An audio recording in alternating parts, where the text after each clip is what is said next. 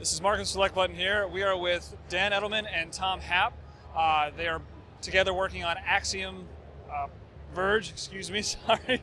A lot of games in my head here. It's a Metroidvania style game that is kind of the baby of Tom here. You've been working on it for quite a long time, correct? Yeah, about 5 years now. Wow.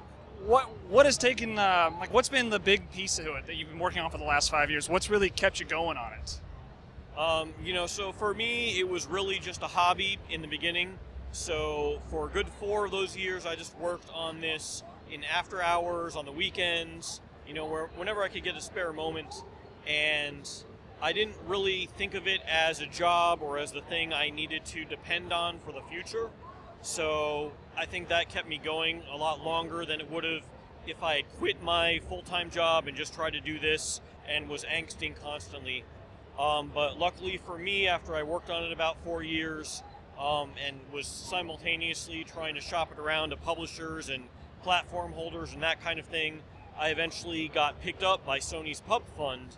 And once that happened, I did switch to working on it full-time. So fortunately, that's only been the past year or so. But since doing that, I was able to really focus just on this and not have too many other distractions. And we're ready for launch on March 31st. That's really soon, wow. So a passion project has become a main project for you. What was kind of the original idea behind it? I mean, it's a very classic styled game. Some people here probably haven't even seen this type of game nowadays, so especially younger gamers. What was kind of the draw to create something along these veins? So, yeah, my original idea was that I wanted to make the perfect blend of some of my favorite 8-bit titles. So I was actually initially trying to have it be a Melee game. That changed, but from the beginning I was like, well, what if it was like Bionic Commando, but your, bionic arm was actually the Death Yo-Yo from Rygar, and it could also turn into a car, like from Blaster Master. I ended up not doing it like that, but I did keep a lot of those elements in there in various forms of some of the various upgrades and weapons that you get in the game will kind of remind you of those things.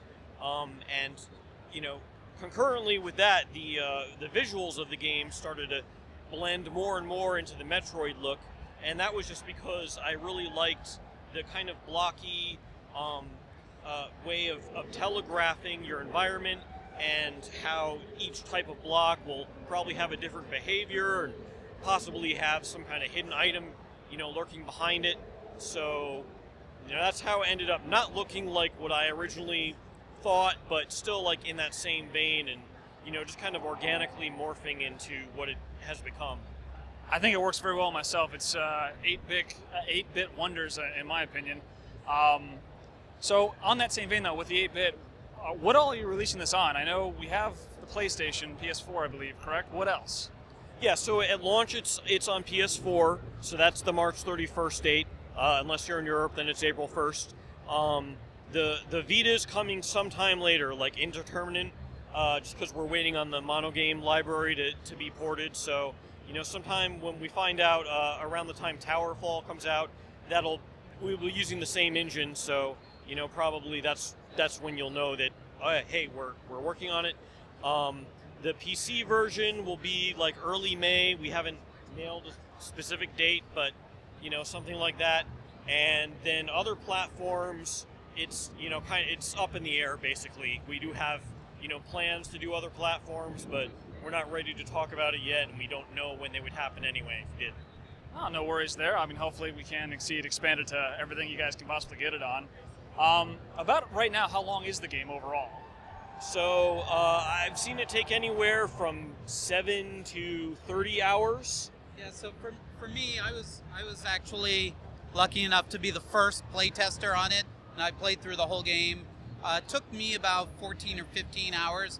I was trying to take my time because a big aspect of the game is exploration, and part of the fun of the game is not just charging, blasting your way through it, but it's really about finding all those hidden power-ups, glitching the world around you, and seeing what happens, and kind of taking your time and smelling the roses along the way, so to speak. So I took my time with it.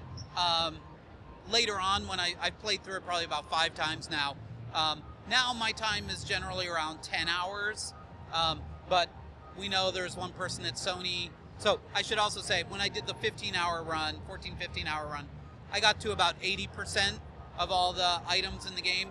There's a guy at Sony who is really trying to get 100%. He's at about 30 hours right now, and he's getting close, but I don't think he's found everything. So there's a lot of hidden little gems in this game that they're going to take a little bit of time to find for players. Do you guys have any tips for those at home that will be playing this? I would say just try to enjoy it. You know, the way I go about it, personally, I find it most enjoyable on the first playthrough to try and find as many of those hidden items as you can as you're playing it, because since it's your first playthrough, you haven't come across all these bosses before, and it's going to help you a lot if you get all the power-ups and things that have been hidden, you know, perhaps in an earlier area of the game that you weren't able to get to before. So, you know, try and go back and find those, and I think that's the key, basically. You know, just try to, you know, play it how it would be most fun for you. Don't rush, unless that's your thing. Then rush. Well then, that's going to be Marcus with SelectButton here at Axiom Verge. Stay tuned for this. It will be out March 31st in US and then April 1st in Europe. Thank you.